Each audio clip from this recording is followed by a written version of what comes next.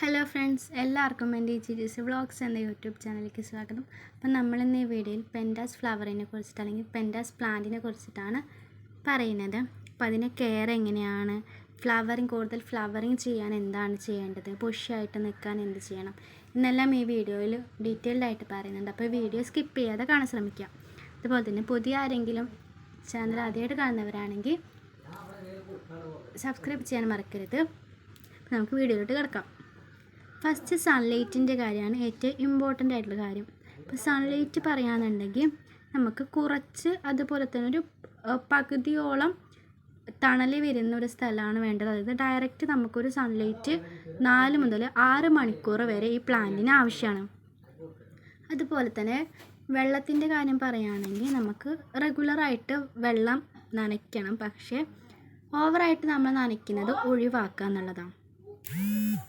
പിന്നെ ഫെർട്ടിലൈസറിൻ്റെ കാര്യമാണ്. ഫെർട്ടിലൈസറിൻ്റെ കാര്യം നമ്മൾ ആ ചെടി വളർന്നു വരുന്ന ടൈമിൽ നമ്മൾ ഗ്രോയിങ് സീസണിലാണ് നമ്മൾ ഫെർട്ടിലൈസർ യൂസ് ചെയ്യേണ്ടത്. പിന്നെ നമ്മളിത് എങ്ങനെയാണ് നടേണ്ടത് എന്നുള്ളതാണ്. നമ്മൾ ഇതിൻ്റെ ഒരു 10 മുതൽ 15 സെൻറ്റിമീറ്റർ സ്റ്റെം കട്ടിങ്ങാണ് എടുക്കേണ്ടത്. കമ്പിൻ്റെ കട്ടിങ്ങാണ് എടുക്കുന്നത്. അതിൽ 2 നോഡെങ്കിലും ഉണ്ടായിരിക്കണം. അതിൻ്റെ താഴെയുള്ള ഇലകളെല്ലാം റിമൂവ് ചെയ്തിട്ട് നമുക്ക് വല്ല റൂട്ടിംഗ് ഹോർമോണിലോ ഇട്ട് വയ്ക്കാവുന്നതാണ്. അല്ലെങ്കിൽ നല്ല നീർവാഴ്ചയുള്ള മണ്ണ്, അതുപോലെ തന്നെ നമ്മൾ ആ കമ്പ് നടുന്ന നേരത്ത് നല്ല നീർവാഴ്ചയുള്ള മണ്ണ് തിരഞ്ഞെടുക്കണം. അതുപോലെ തന്നെ അതിൽ മോയിസ്റ്റും ചൂട് നിൽക്കുന്ന രീതിയിലുള്ളതായിരിക്കും. അതായത് നിങ്ങൾക്ക് മണ്ണ്, ചാണകപ്പൊടി, ഈ ചൂട് കാലാവസ്ഥയിൽ കോഴിക്കാഷ്ടം ഒഴിവാക്കാൻ നല്ലത്. നിങ്ങൾക്ക് അതിന് പകരം ചാണകപ്പൊടി യൂസ് ചെയ്യാവുന്നതാണ്. കൂടുതൽ ഫ്ലവറിങ് ചെയ്യാൻ വേണ്ടിയിട്ട് പുതിയ ഒരു ഫ്ലവർ വരാൻ വേണ്ടിയിട്ട് നമ്മൾ ആ കൊഴിഞ്ഞു പോയ പൂവിനെ നമ്മൾ കട്ട് ചെയ്ത് കൊടുക്കണം. ഞാനിപ്പോൾ ഈ ചെടി നട്ടിട്ടുള്ളത് ഒരു വലിയ ചാക്കിലാണ്. നിങ്ങൾക്ക് ഹൈബ്രിഡ് ആയിട്ടുള്ളത് നമുക്ക് ചെടിച്ചട്ടിയിലൊക്കെ വെച്ച് വളർത്താവുന്നതാണ്. അതുപോലെ തന്നെ നമുക്ക് തരിശായിട്ടുള്ള ഗാർഡനിലെല്ലാം നിലത്തെല്ലാം കുഴിച്ചിട്ട് വളർത്താവുന്ന ഒരു ചെടിയാണിത്. പിന്നെ നമ്മൾ ചെടി നല്ല ബുഷിയായിട്ട് ഇതുപോലെ തിക്കായിട്ട് വളരാൻ വേണ്ടി നമ്മൾ അതിൻ്റെ അറ്റമുകളങ്ങൾ വെട്ടിക്കൊടുക്കുക. പിന്നുള്ളൊരു ഈ ചെടിയുടെ ഒരു പ്രശ്നം എന്ന് പറയുന്നത്, ഇത് തണുപ്പിനതിനെ നമ്മൾ സംരക്ഷിച്ച് നിർത്തണം. കാരണം തണുപ്പിനോട് ഒരു സെൻസിറ്റീവായിട്ടുള്ളൊരു പ്ലാന്റാണിത്, അതായത് മഞ്ഞിനോട്. അപ്പോൾ നമുക്ക് നല്ല മഴയുള്ള കാലത്തൊക്കെ ഇതിനെ ഇൻഡോറായിട്ടോ അങ്ങനെ എങ്ങോട്ടെങ്കിലും മാറ്റി വയ്ക്കാവുന്നതാണ്.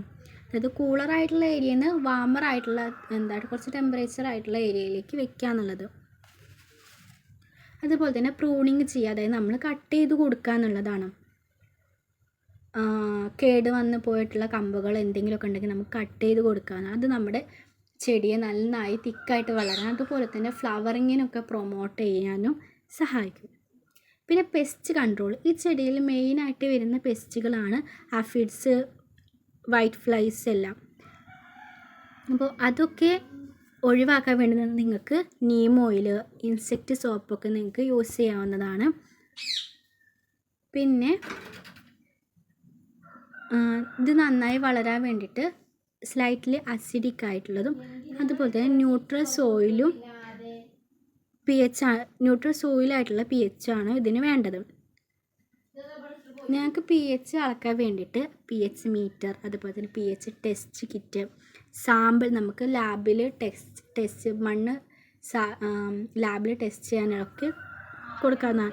നിങ്ങൾക്ക് മണ്ണ് നന്നായിട്ട് അസിഡിക് ആണെന്നുണ്ടെങ്കിൽ നിങ്ങൾക്ക് എലമെൻ്റൽ ആയിട്ടുള്ള സൾഫർ അല്ലെങ്കിൽ പീറ്റ് മോസോ ആഡ് ചെയ്ത് കൊടുക്കാവുന്നതാണ്.